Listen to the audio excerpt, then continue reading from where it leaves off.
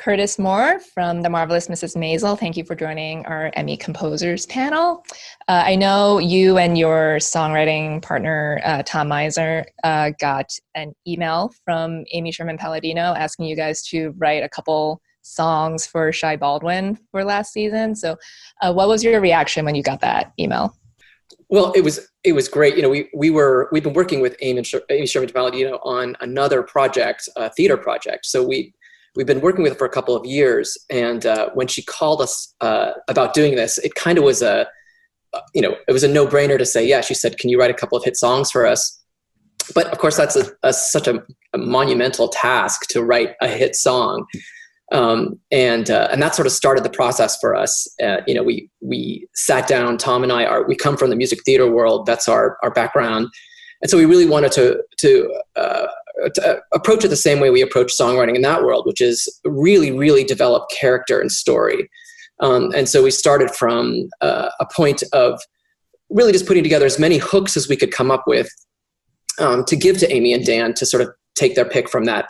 We knew we'd be writing a few songs from the season, so we also wanted to create a nice arc with those songs and kind of put them together in a way that would tell Shy Baldwin's story, as well as to fit in with all the rest of the songs that Amy and Dan and Robin Erdang, the music supervisor, put together for Maisel. You know, Maisel is in the first two seasons was mostly a needle drop show. I mean, it's a lot of source material, fantastic songs from that era, and so we knew we had to put something together that would fit in that world and not feel like it's totally separate.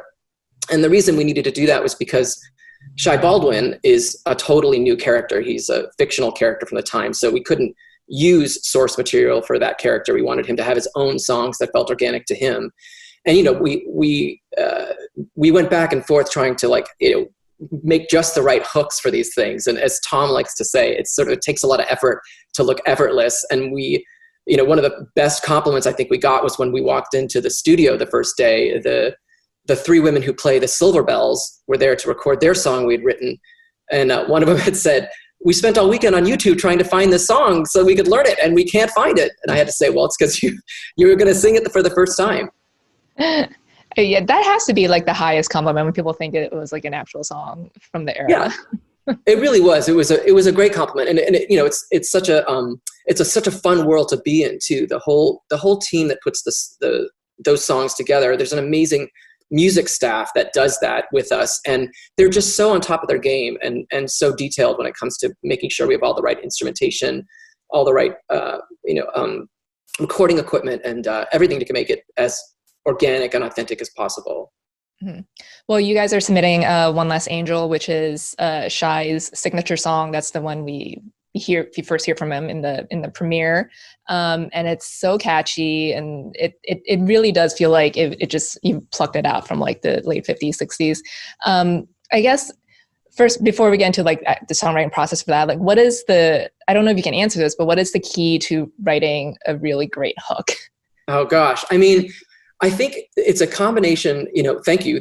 It is stuck in our heads too, which is great. But I think for us, we just really try to keep it as simple as possible and as straightforward as possible. You just want something that's going to be there and sit in people's ears. You want that great earworm without being annoying with it. And, those songs of that era were particularly shorter than what we're used to now. Pop songs from the 50s and 60s, sometimes they'd be only 2 minutes or less. Nowadays, most pop songs are 3.5 minutes, 4.5 minutes.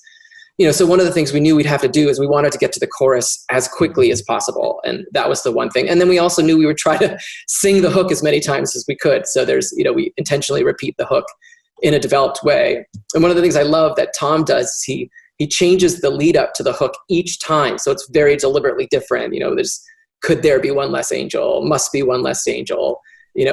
I like that there's a development in that. Mm-hmm. So how do you guys start writing the song? Like, I guess, how do you have like a normal process when you guys write? Do you like get in a room together, or do you just like send kind of like audio and like lyrics and like files back and forth? We love to collaborate and be in the same space. Unfortunately, we've been sort of prepped for this whole situation because Tom has moved to LA. I'm in New York. And so he's been there for a couple of years. So we're sort of used to doing this collaboration via Zoom and FaceTime. So but we get together, and in the case of One Less Angel, for example, when we got the assignment, Tom put down a list of about maybe 29 or 30 hooks, just one line, just One Less Angel, and we had a whole bottle of pop, No One Has to Know, a lot of these hooks that ended up being songs in the season.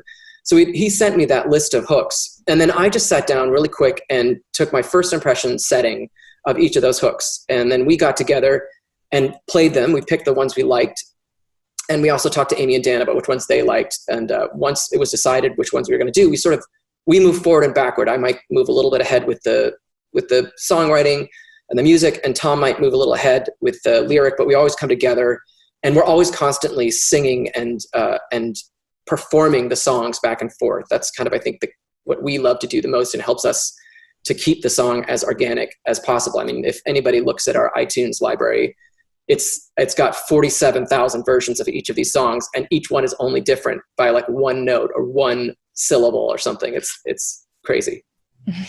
So in this case, did he come up with like the lyric first, or did you come up with the melody and then you're just trying to match what he has in his mind? In this particular case, in One Less Angel, it was the hook was first. So Tom gave me that lyric, One Less Angel. I said it, but then we pretty much did the rest of it together on Zoom, like really at the same time. We kind of write it as we go. And once we get a form down that we like, we tweak it and change it and move it around. We also didn't know how much of the song would be on air, so we wanted to make the song as sort of malleable and editable as possible. So we made it in pieces that you could move around and still would tell the story. I also want to mention No One Has to Know, which is like the Torch song. It's really beautiful. So what was that process like writing for that? Because that was later on in the season, you were speaking about like how you wanted to convey or like match like story arcs. Yeah, it's throughout the season. Exactly. And it's a really great opportunity because when we know what's going to happen, we can sort of tailor the song a little more. We actually started writing that song at the same time as we were writing One Less Angel, right at the very beginning. And we didn't know exactly what was happening entirely, but because the scripts weren't finished yet, but we knew kind of where things were going to go. And once we knew what the song was going to be, we kind of went back and really retooled it, because we knew it wanted to be his torch song, like his ballad hit. But we also wanted it to tell the story of his actual character story in it without sort of being heavy-handed around that. And that was kind of the inspiration for creating that song. And it went through many variations. We didn't know it was going to be done with just piano at first. And that was a really great change that Amy and Dan gave us. So we changed the arrangement coming into that.